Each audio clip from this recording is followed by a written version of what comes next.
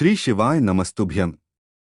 संतान सप्तमी व्रत भाद्रपद मास के शुक्ल पक्ष की सप्तमी तिथि के दिन किया जाता है। इस वर्ष 22 सितंबर 2023 के दिन मुक्ताभरण संतान सप्तमी व्रत किया जाएगा।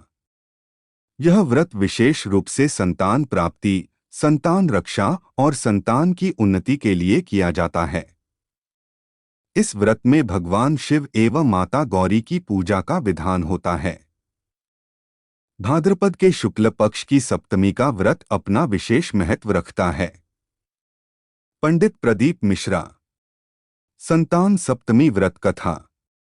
सप्तमी व्रत की कथा से संबंधित एक पौराणिक कथा प्रचलित है। इस कथा के अनुसार एक बार श्री कृष्ण ने युधिष्ठिर को बताया कि किसी समय मथुरा में लोमश ऋषि आए थे। मेरे माता पिता देवकी तथा वसुदेव ने भक्तिपूर्वक उनकी सेवा की तो ऋषि ने उन्हें कंस द्वारा मारे गए पुत्रों के शोक से उबरने के लिए उन्हें संतान सप्तमी का व्रत करने को कहा।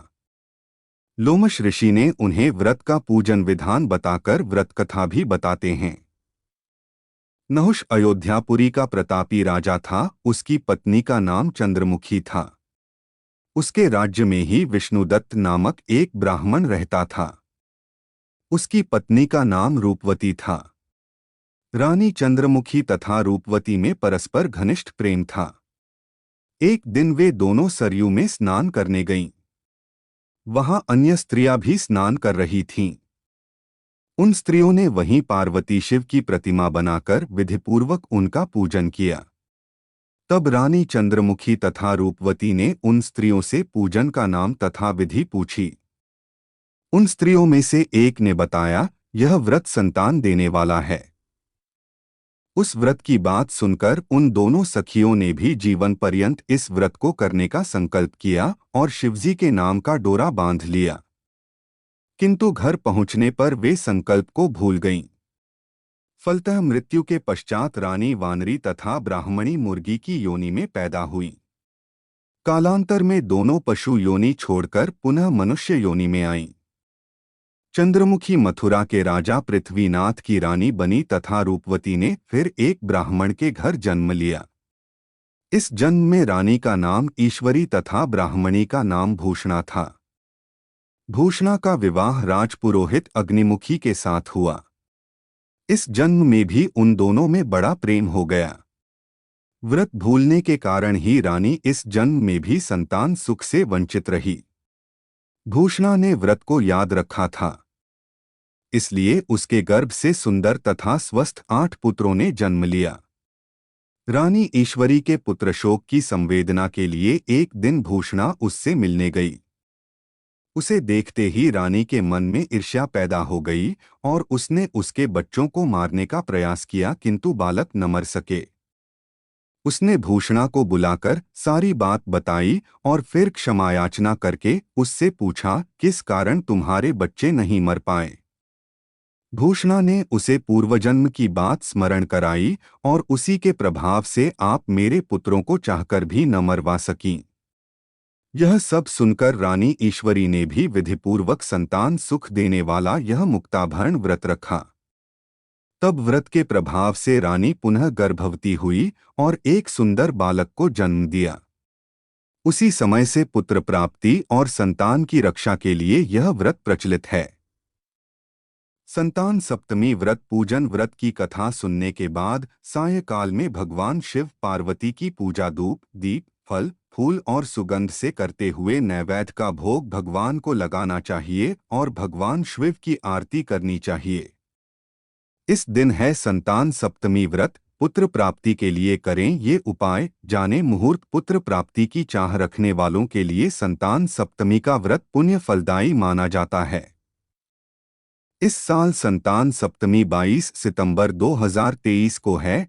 यह व्रत हिंदू पंचांग के अनुसार भादो मास शुक्ल पक्ष की सप्तमी के दिन मनाई जाती हैं। इसे ललिता सप्तमी भी कहा जाता है। हर वर्ष संतान सप्तमी मनाने की तिथि की अलग अलग दिन होती है।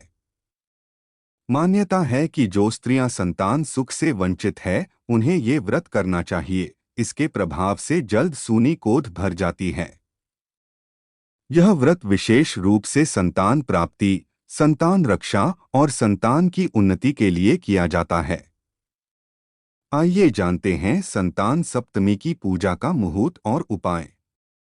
संतान सप्तमी 2023 मुहूर्त सप्तमी तिथि 21 सितंबर 2023 को दोपहर 2:14 पर शुरू होगी और अगले दिन 22 सितंबर 2023 को दोपहर 1:35 पर समाप्त होगी।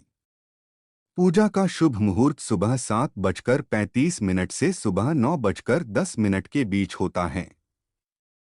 इसके अलावा दोपहर में 1:55 से शाम 5:05 तक भी संतान सप्तमी की पूजा की जा सकती है। संतान सप्तमी व्रत विधि भाद्रपद शुक्ल पक्ष की सप्तमी के दिन प्रातः जल्दी उठकर स्नान कर माता पिता संतान प्राप्ति के लिए अथवा उनके उज्ज्वल भविष्य के लिए इस व्रत का प्रारंभ करते हैं। यह व्रत की पूजा दोपहर तक पूरी कर ली जाए तो अच्छा माना जाता है। प्रातः स्नान कर स्वच्छ कपड़े पहनकर विष्णु शिव पार्वती की पूजा की जाती है। दोपहर के वक्त चौक बनाकर उस पर भगवान शिव पार्वती की प्रतिमा रखी जाती है।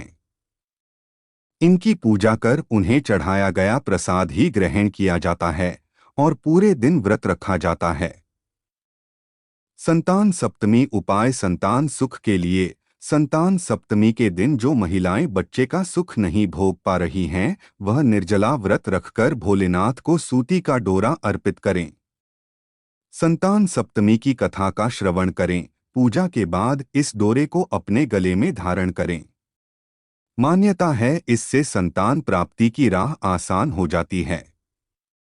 निसंतान दंपत्ति को बच्चे का सुख मिलता है। बच्चे के अच्छे करियर के लिए, संतान की सुख समृद्धि के लिए इस व्रत को सबसे उत्तम माना जाता है। इस दिन स्त्रियां व्रत रखकर शाम के समय शिव पार्वती को गुड़ से बने 7 पुए का भोग लगाएं। मान्यता है इससे संतान की तरक्की में आ रही बाधाएं खत्म होती है। उसे अच्छी शिक्षा, बेहतर करियर प्राप्त होता है। संतान को मिलेगी दीर्घायु। संतान सप्तमी पर व्रती सूर्य को अर्घ्य दें और फिर शिव जी को 21 बेलपत्र और माता पार्वती को नारियल चढ़ाएं।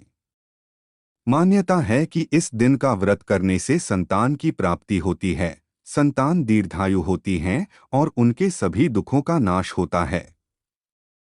धन्यवाद दोस्तों, ऐसे ही शिव के टोटके उपाय व मंत्र जानने के लिए आप हमारे चैनल श्रद्धा भाव को लाइक करें और सब्सक्राइब करके कमेंट बॉक्स में जाकर हर हर महादेव श्री शिवाय नमस्तुभ्यं लिखकर अपनी हाजिरी अवश्य लगाएं।